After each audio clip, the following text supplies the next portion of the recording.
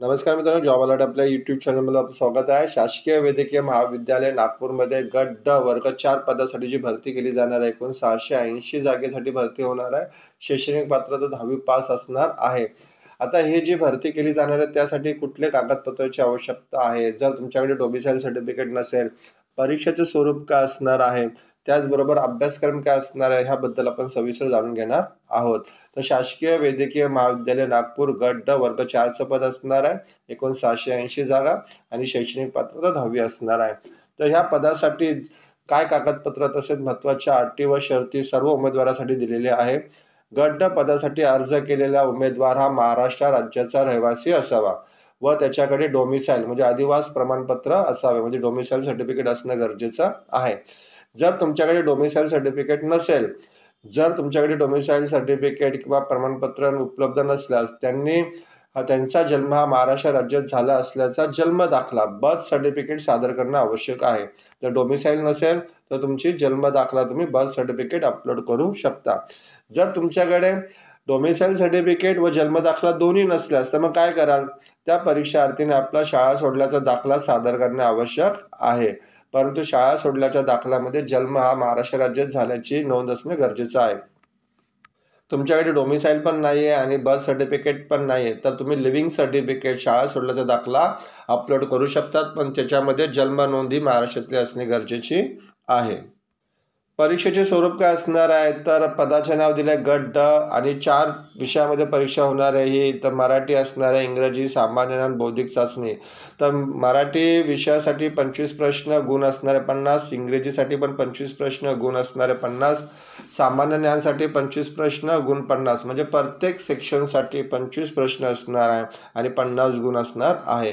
एकूण 100 प्रश्न आणि 200 गुणाची एक्झाम होणार आहे. परीक्षा कालावधी असणार आहे 2 तास 120 मिनिटं. 2 तासाचा परीक्षा कालावधी असणार आहे. परीक्षा ही ऑनलाईन पद्धतीने कम्प्युटर बेस्ड टेस्ट असणारे ही घेण्यात येणार आहे.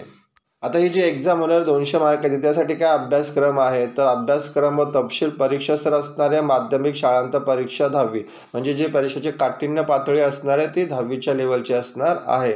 विषय असणारे मराठी 25 प्रश्न असणार आहे आणि अभ्यासक्रम काय दिला त्यासाठी मराठीचा म्हणजे मराठीवरती कुठल्या याच्यातली प्रश्न येऊ शकतात? तर पहिला आहे सर्वसामान्य शब्दसंग्रह, त्याच्यानंतर वाक्यरचना असणार आहे, व्याकरणवरती प्रश्न येऊ शकतात, म्हणी व वाक्यप्रचाराचा अर्थ, उत्तरावरील प्रश्न उत्तरे इत्यादीवरती प्रश्न विचारले जाऊ शकतात.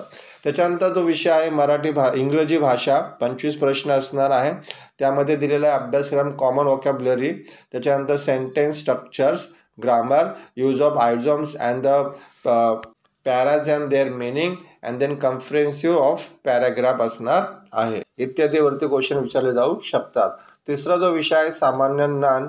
सामान्य ज्ञानमध्ये भरपूर प्रश्न विचारले जाऊ शकतात, जसं की चालू घडामोडी असणार आहे महाराष्ट्रातील स्पेशली. त्याच्यानंतर नागरिकशास्त्र दिलेले आहे, त्याच्यामध्ये भारतीय राज्यघटना, प्रशासन वगैरेवरती प्रश्न येऊ शकतात.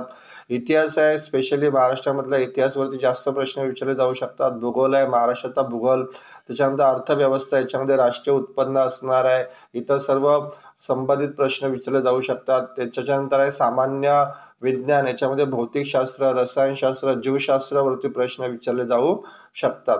त्याच्यानंतर चौथा विषय बुद्धिमत्ता चाचणी व अंकगणित 25 प्रश्न 50 गुण असणार आहे.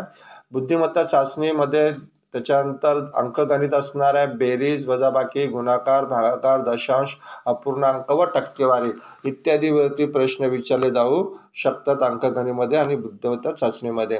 आता ॲप्लिकेशन कसं करायचं आहे? ऑनलाईनच ॲप्लिकेशन करायचं आहे. ॲप्लिकेशनची लिंक आणि डिटेल ॲडव्हर्टायझिंगची लिंक मी डिस्क्रिप्शनमध्ये दिलेली, जाऊन तुम्ही अप्लाय करू शकता. धन्यवाद मित्रांनो.